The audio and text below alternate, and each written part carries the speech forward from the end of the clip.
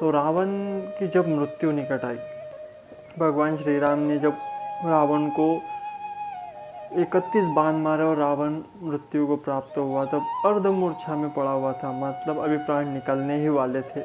उस समय राम जी ने कहा, लक्ष्मण जाओ और रावण से कुछ राजनीति सीख कर आओ, क्योंकि रावण बड़ा विद्वान था और राजनीतिज्ञ था, तो उससे कुछ राजनीति की सीख कर आओ। लक्ष्मण गया। अब लक्ष्मण ने किया प्रणाम। अब प्रणाम किया तो रावण कुछ नहीं बोला। फिर किया प्रणाम, रावण महाराज नहीं सुना। लक्ष्मण फिर लौट आए और भगवान से वो कहने लगे कि रावण बड़ा अभी भी अभिमान में है, सुन ही नहीं रहा। बोले आपने प्रणाम कहाँ किया? बोले जब उसके सिर के पास खड़े होकर प्रणाम किया। बोले वो ब्राह्मण है, विद्वान है, चरणों के पास खड़े हो और फिर प्रणाम करो, तब रावण समझेगा तुम्हारी बात। गए, चरणों के पास प्रणाम किया और कहा कि भगवान श्री राम ने कहा है कि आपसे राजनीति सीखनी है। तब रावण मुस्कुराया और कहने लगा कि दुनिया की सबसे बड़ी राजनीति जिसने खेली हो वो तुम्हें मेरे पास भेजकर कह रहा है कि राजनीति सीख कर आ।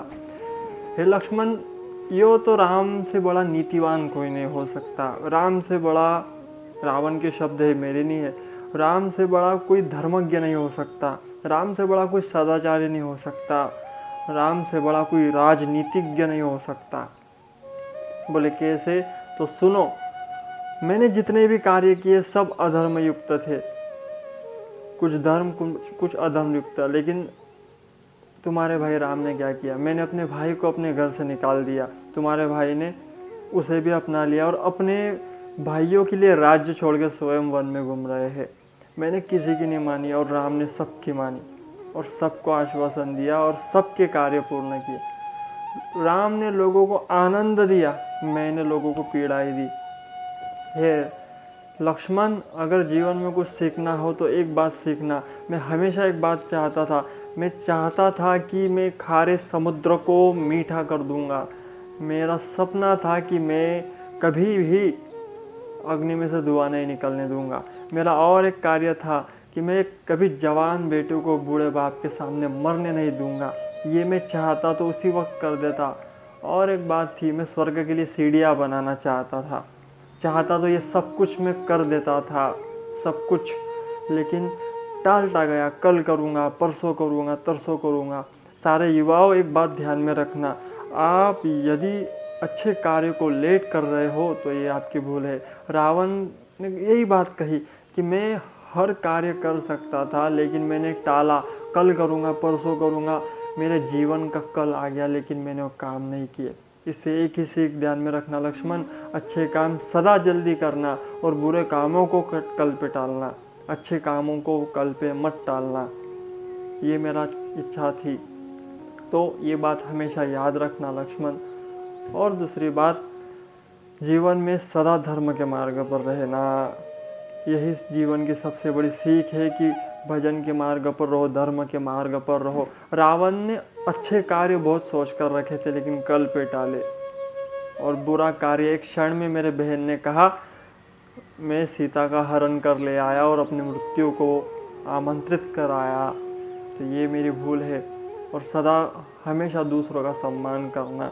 रावण की ये सीख थी।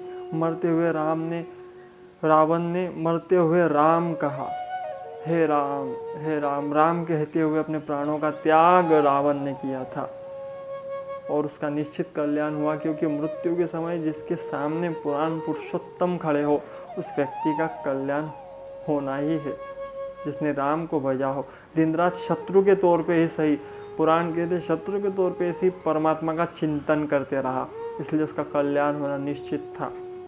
हाँ, उसमें कुछ ही बुराइयाँ थी लेकिन कुछ अच्छाइयाँ भी थी, तो वो अच्छाइयाँ भी हमें ध्यान रखनी चाहिए, लेकिन बुराइयाँ भी।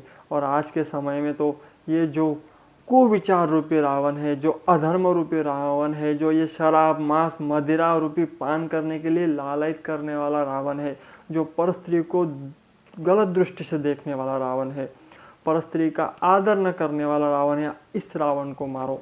इस रावण को अपने मन में से मार दो और राम की भावना जागरूक करो। मात्रवत परदारेषु परद्रव्येषु लोष्टवत।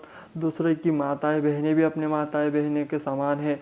दूसरों के धन भी अपने लिए धूरी के समान है, दूसरों की संपत्ति वस्तुएं अपने लिए धूरी के समान है। जो अपना है उसमें ही कल्याण करो। ये साधन है, सूत्र है, जीवन में अपनाए रखना तो निश्चित कल्याण होगा, इसमें कोई संदेह नहीं। बोलो राधे राधे। सभी को विजयादशमी की ढेर सारी शुभकामनाएं। ये विजयादशमी अपने मन के दोषों पर विजय प्राप्त करने की दशमी है। अपने मन के दोषों पर विजय प्राप्त करो। अपने मन के अज्ञान रूपी रावण को मारो। अपने मन के नेगेटिविटी क्रिएट करने वाले, मोह क्रिएट करने वाले, आसक्ति, वासना, लालच क्रिएट करने वाले रावण का वध करो और अपने जीवन को सुखी बनाओ। तुम सुखी इसलिए नहीं हो क्योंकि तुम्हारे मन में राम और रावण दोनों बसे हुए हैं। कभी रावण वाली भावनाएं जाग जाती है, कभी राम वाली भावनाएं जाग जाती है। कभी तुम अधर्म के मार्ग पर चले जाते हो, मांस मदिरा पर स्त्री गमन इत्यादि में भटक जाते हो, तो कभी सत्कर्मों में, मंदिर, व्रत, तीर्थ, दान में गौर जाते हो। तो ये जो तुम्हें भटका रहा है, ये जो मन में, ये जो राम और रावण का युद्ध मन में चल रहा है, इसे समाप्त करने का एकमात्र उपाय है राम ही सुमीरिये गाइए राम ही, संतत सुनिए राम गुण गाइए। राम जी को सुनो, राम जी को गाओ, राम जी को पढ़ो और राम जी को ध्याओ, निश्चित कल्याण होगा। तो आप ये कार्य करें। अपने मन रूपी जो अंधकार चल रहा है, मन में जो राम रावण का युद्ध चल रहा है, इसमें राम की विजय तभी होंगी जब आप राम जी को मन में बसाओगे, मन में राम को बसाओगे। अपने मुख पर सदा श्री राम जय जय राम का जाप करते रहोगे तो निश्चित ये रावण एक दिन मरेगा ही, इसमें कोई संदेह नहीं। टाइम लगेगा लेकिन मरेगा ज़रूर। तो ये बात ध्यान रखियो। सभी को राधे राधे, जय श्री राम।